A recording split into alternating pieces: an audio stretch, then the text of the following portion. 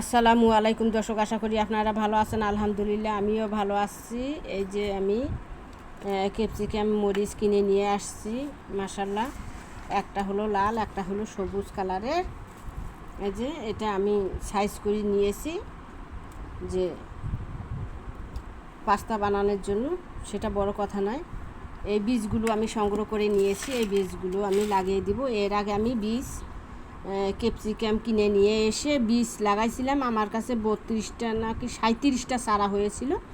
সেখান থেকে আমি ক্যাপসিকাম ধরাইতে সক্ষম হয়েছি ঠিকই, কিন্তু বড় বড় হওয়ার পরে ক্যাপসিকামগুলো এরকম পাকা টসটসা লাল হয়েছিল ঠিকই, কিন্তু বৃষ্টির কারণে পচে গেছে। 37টা চারা লাগাইছিলাম আমি এই দুইটা মরিচ থেকে।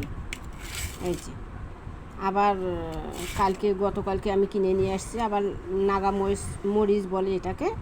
এই নাগা মরিচও কিনে নিয়ে আসছি ব্যবহার করার জন্য। এই মরিচ আমি বীজগুলো চারা করে লাগিয়ে দিব। এই যে আমাকে আর চারা কিনতে হবে না। মাশাল্লাহ, আমার মতো করে আপনারাও জিনিসপত্র ব্যবহার করে বীজ সংগ্রহ করে লাগিয়ে দিবেন।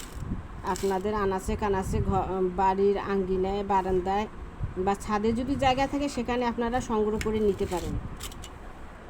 আর আমার ভিডিওটা যেখান থেকে দেখেন না কেন লাইক কমেন্ট সাবস্ক্রাইব করে দিবেন। মাশাল্লাহ, আমি যাতে আপনাদের সামনে নতুন নতুন ভিডিও নিয়ে আসতে পারি।